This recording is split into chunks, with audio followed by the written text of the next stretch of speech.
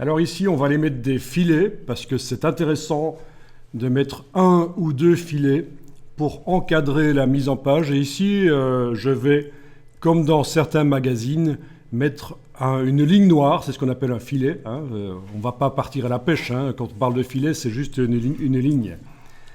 Avec éventuellement le nom du magazine, enfin le nom de la publication ou quelque chose, voilà, pour donner... C'est un peu décoratif, entre guillemets, et ça encadre un peu la mise en page, ça peut être bien. Et donc, on va le faire dans le gabarit si on veut que ça aille sur toutes les pages. Alors, on va dans le gabarit.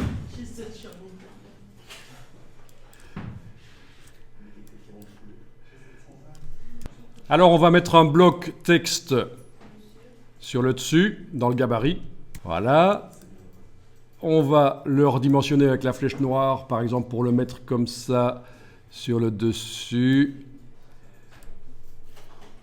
Vous l'avez? Il est là.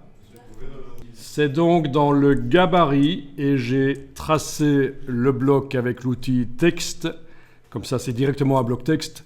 Et avec la flèche noire, je l'ai repositionné. Et on va déterminer la hauteur ensemble bientôt. Vous voyez là, la poignée du dessus pour la hauteur. Dans la barre contrôle ici, je vais indiquer que quand je modifie la dimension du bloc avec les cartouches ici, c'est la partie du bas qui ne bougera pas. Et je vais indiquer ici, je vais indiquer 5 mm, touche tabulation pour valider. Et voilà, comme prévu, le haut s'est abaissé. J'avais indiqué auparavant que le bas doit rester fixe. Donc on l'aurait pu le faire manuellement, bien sûr, mais c'est l'occasion de parler de ceci qui est bien pratique et on se demande toujours c'est quoi cette chose. Ben c'est ça. C'est quand on fait des modifications de dimension, quelle est la partie qui ne bouge pas. Avec l'outil texte, je vais aller cliquer dans le bloc. On est en centré, apparemment. Ah, tiens, on a un petit truc qui clignote là au-dessus. Waouh!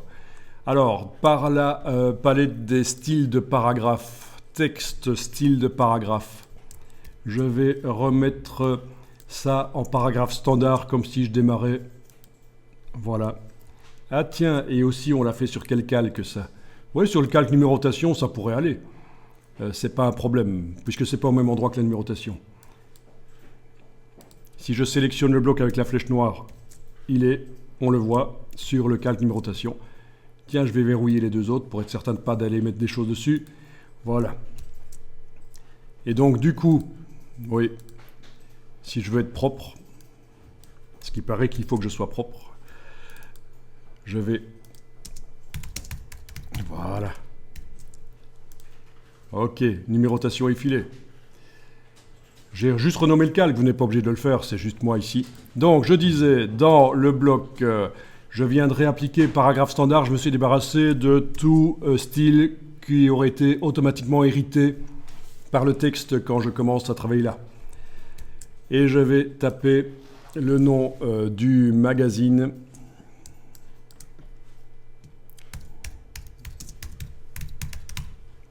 Voilà. Je vais indiquer à l'autre bout du bloc que c'est une édition spéciale du magazine.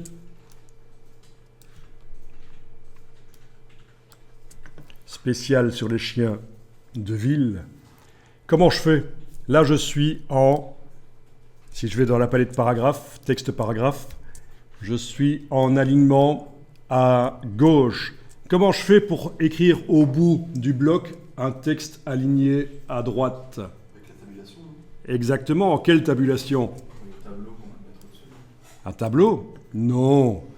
On va juste insérer une balise de tabulation à droite. Et ça, vous faites soit par le clic droit, insérer un caractère spécial, autre, tabulation de retrait à droite, ou le raccourci clavier, vous voyez, majuscule tabulation, c'est ce que je vais faire ici plutôt. Donc Shift, j'enfonce Shift et pendant que j'ai Shift enfoncé, j'enfonce la touche tabulation et je viens d'ajouter une balise qui est là, on la voit au milieu, une tabulation de retrait à droite et le curseur clignote à droite. Voilà, tu n'arrivais pas à écrire dans ton bloc parce que dans la palette des styles de paragraphe, tu n'avais pas remis à zéro en quelque sorte le bloc en réappliquant paragraphe standard. Et donc il y avait des choses bizarres qui arrivaient.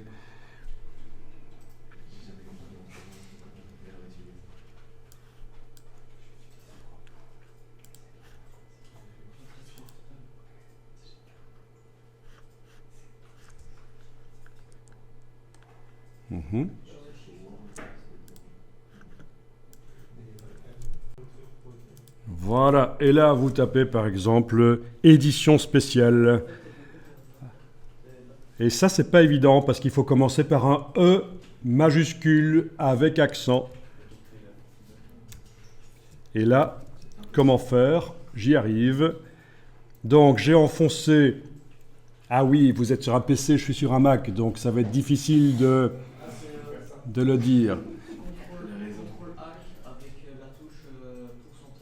CTRL-ALT avec la touche pourcentage sur le PC, ok. Moi j'écris un minuscule et puis je le sélectionne avec la flèche et il propose directement le majuscule. Oui, tu le sélectionnes comme ça, et là-dedans, non? Ah oui, il propose, oui, oui, parce qu'on est en OpenType. Voilà, c'est une solution aussi. Sinon, comment j'ai fait moi pour le taper sur le Mac, ça peut être relativement intéressant de voir ça. Pour taper le E majuscule, j'ai donc dû enfoncer la touche verrouillage majuscule et taper le E ici. Mais ça ne fonctionne, je pense, que lorsqu'on se situe en clavier français, pas en clavier français numérique. Voilà. Sinon, ta solution de sélectionner le E majuscule qui n'a pas d'accent et de cliquer sur le petit... Il le fait d'office chez toi? Il faut cliquer sur le... Le E minuscule. Ah, tu as fait le E minuscule, toi? Oui, d'accord, le E minuscule, c'est ça, voilà. Et il propose de le mettre en... Mais c'est des petites capitales, en fait. Ah... Non? Ah si, c'est une petite capitale ici. Pas chez toi. Ça ne va nain, ça. Ça ne va nain. Donc, dans ce cas-là, ta solution, finalement, ne marche pas. Donc, l'autre solution, c'est d'utiliser la palette glyphes, menu texte glyphes. Et là, vous avez tous les caractères, y compris le E accentué, qui doit être quelque part.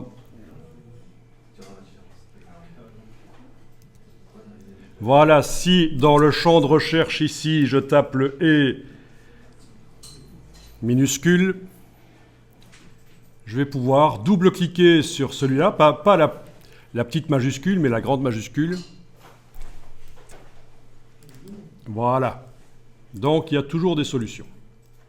Ceci dit, oui, non, le correcteur orthographique, dans ce cas-ci, vu que ça ne commence pas une phrase, il ne va pas vous proposer de le corriger. Mais quand on commence une phrase avec un E qui normalement doit être accentué et vous ne le faites pas, le correcteur orthographique de InDesign vous signale la faute et vous propose de remplacer rapidement.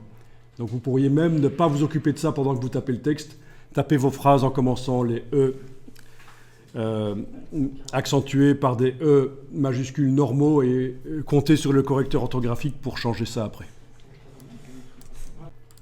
Donc, il nous manque le filet, puisque le but c'est quand même de faire un filet, parce que si on a juste ça sur le dessus de la page comme ça, c'est bizarre. Donc, vous avez le curseur qui clignote n'importe où dans cette ligne, et vous allez dans la palette paragraphe, et vous allez demander, dans le menu de la palette paragraphe, filet de paragraphe. Là, vous demandez le filet du dessus, par exemple, voilà. Alors, avec la case aperçu cochée, on va le voir. Et alors, ce qui est bizarre, c'est qu'on a l'impression qu'il vient en dessous, mais en fait, c'est vraiment un filet du dessus. C'est ça le gros piège. Il faut jouer ici sur le décalage pour le monter. Voilà. Donc, je vous rappelle, c'est en ayant cliqué n'importe où dans le texte, on va dans le menu de la palette paragraphe, filet de paragraphe. On a coché filet du dessus.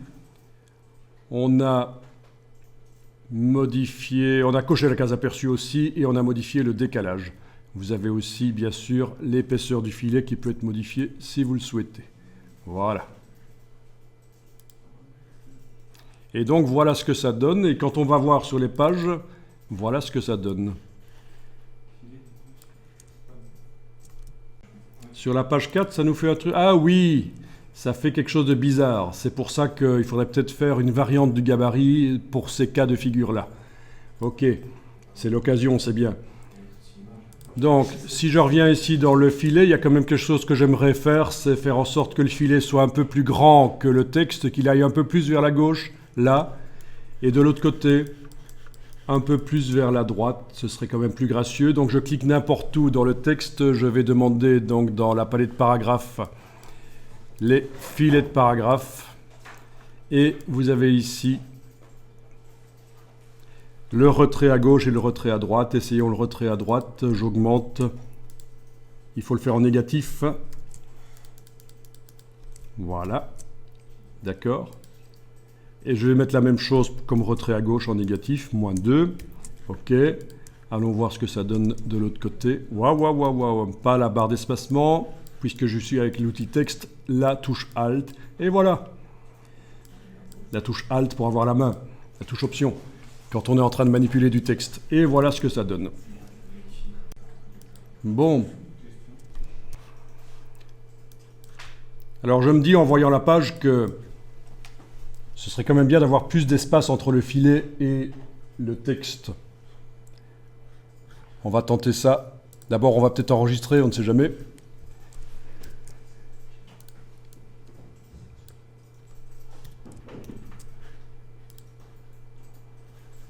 Et puis on va aller dans Fichier, ajuster la mise en page.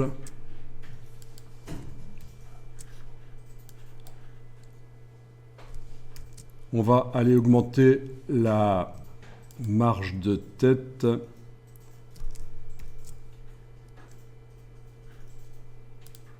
Voilà.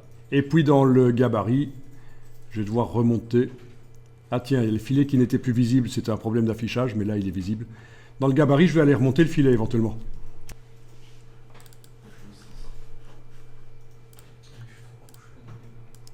Voilà.